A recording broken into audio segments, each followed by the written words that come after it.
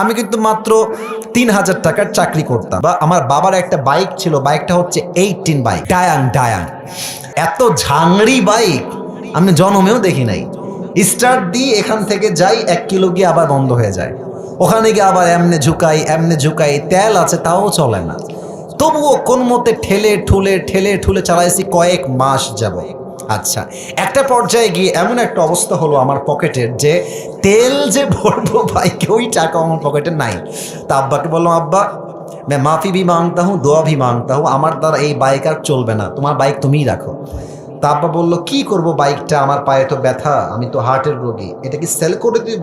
বললাম, বিক্রি করে দাও, আমি এটা বিক্রি করে সাইকেল কিনবো, সাইকেলের চাইতে ভালো হবে আমার জন্য। তো যাই হোক,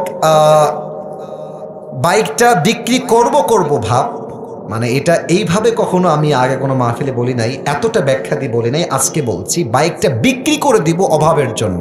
বাট বিশ্বাস করেন, সেই সময়টা প্রতিদিন তাহাজ্জুদ পড়তাম, প্রতিদিন আল্লাহকে বলতাম যে আল্লাহ তুমি আমাকে কবুল করো, আমার চেষ্টা কবুল করো। আর আমি দুইজনের ওয়াজ খুব বেশি শুনতাম, এক আজহারির ওয়াজ শুনতাম খুব বেশি, আর একজন আমি আল্লামা দেলোয়ার হোসেন সাঈদীর ওয়াজ খুব বেশি শুনতাম সেই সময়ের কথা। It has been 3 years or maybe 4 years back, 3 বা 4 বছর আগের কথা। তো হঠাৎ করে আমি একদিন জুমার খুতবা দিলাম, আমি আবারও বলছি এই কথা কিন্তু আমি কখনো কোথাও আপনার শোনেন নাই, আমি আজকেই বলছি। তো জুমার খুতবা দিলাম, আমি প্রায় 1 বছর যাবৎ জুমার খুতবা দেই, ভিডিও আপলোড হয়, কিন্তু কখনো কোনো রেসপন্স আসে না, আই মিন কেউ দেখে না ভিডিও। এই 10টা-20টা লাইক পড়ে, 2-1জন কমেন্ট করে মাশাআল্লাহ, আমি তাতেই খুশি, আলহামদুলিল্লাহ, 2-1জন দেখলে আমার জন্য এনাফ, বা আমার খুশি কারণ হয়ে যাবে। তো আমার মনে আছে হঠাৎ করে একটা ভিডিও আপলোড হলো আমাকে নিয়ে, মাশাআল্লাহ, ভিডিওর টপিক খুব ভালো ছিল, লাখ লাখ রিচ হয়ে গেল, একদিনেই মনে করেন যে 10-20 লাখ মানুষ দেখে ফেললো সেই ওয়াজটা। পরে মিডিয়ার থেকে আমাকে কল দেওয়া হলো যে আপনি জুমা পড়ান কোথায়, আমরা আপনার ভিডিও রেকর্ড করব। তো অনেক বড় একটা মিডিয়া আমাকে বললো যে আপনার ভিডিও একটা আপলোড দিব, আপনি ইনশাআল্লাহ অনেক দূর যাবেন, আপনার জন্য অনেক বেশি কাজ আসবে, আপনি কাজ করতে পারবেন আপনার দাওয়াতি ফিল্ডে। তো একটা মাহফিল করলাম, মাহফিলটা ছিল পাবনায়। মাহফিল ছিল কোথায়? পাবনায়। তো পাবনায় গেলাম, আমি হলাম 3 নাম্বার বক্তা, দ্বিতীয় বক্তা না, 3 নাম্বার। তো আমাকে যখন ওয়াজে দেওয়া হলো, দ্বিতীয় বক্তা খুবই রাগ, আমার টাইমটা তাকে কেন দেওয়া হচ্ছে, ওকে তো দিয়ে কাজ হবে না, ওকে নামান, একে দিয়ে কাজ হবে না, এটা 3 বছর আগের কথা, বেশি না, 3 বা 4 বছর আগের কথা। তো আমি ওয়াজ শুরু করলাম, কি বলবো, নিজের কথা বলছি না, বা এটা আল্লাহর রহমত বলছি বলতে পারেন। আমি আধা ঘন্টা ওয়াজ করেছি, প্রত্যেকটা যুবক, আমি নেমে গেছি ওরা উঠে গেছে, মানে এই হুজুরকে আমরা ছাড়বো না, নেমে গেলাম, সেটা আপলোড হলো ইউটিউবে। হঠাৎ করে একদিন আমার বাসা ছিল রাজশাহীতে, রাজশাহীর আমাদের মেইন শহরে বাসা, আমার আব্বা জুমার খতিব এবং আমার আব্বা একটা মাদ্রাসার প্রিন্সিপাল। তো আমি বাইপাস দিয়ে যাচ্ছি বাইক নিয়ে, ভাই আমার কাছে কিছুই নাই, বিশ্বাস করে না আছে টাকা, আর আমার 2টা সাদা পাঞ্জাবি ছিল, আর আমি যেই জুমার খুতবা দিতাম, জুব্বা যে পরবো, জুব্বাও ছিল না ভালো, আমার বন্ধু থেকে জুব্বা ধার নিয়ে আসতাম, যে বন্ধু দে, জুব্বাটা পরে মাহফিল করব বা একটু দোয়া করব, এই ওয়াজ হবে, আবার তোকে জুব্বা দিয়ে যাব।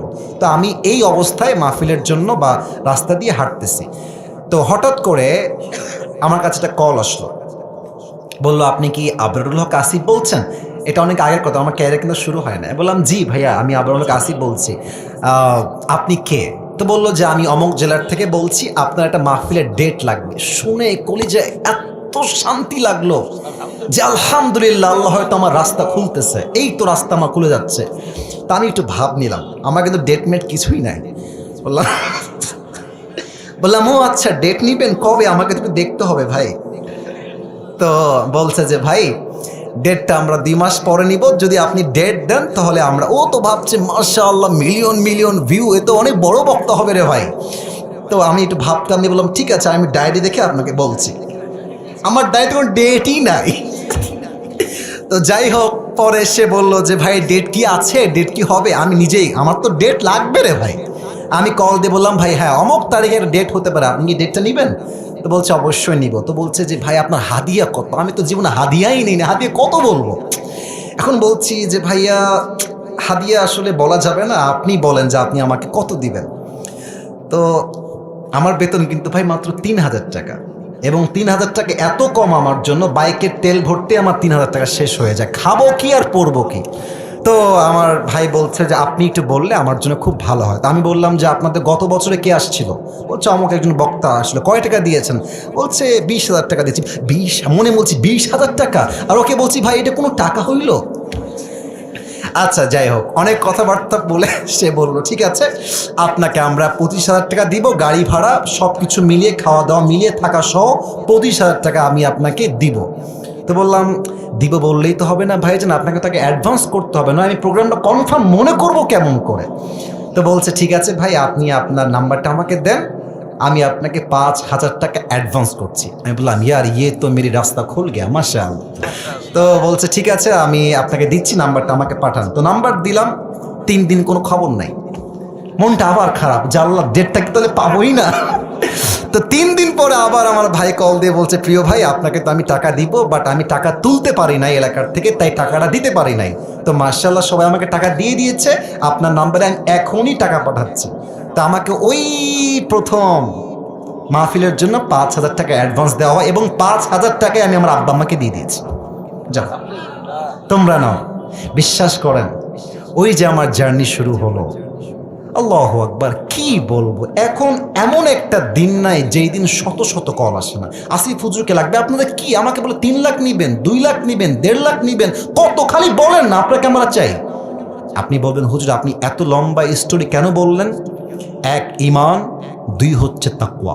এই 2টা থাকলে বান্দার সফলতাকেও আটকায় রাখতে পারে না, ঠিক কিনা বলে? ওয়ারযুকুহু মিন হাইথু লা ইয়াহতাসিব, তোমার রিজিক আমি এমন জায়গার থেকে দিব তুমি কখনো কল্পনাই করতে পারবে না। আল্লাহু আকবার।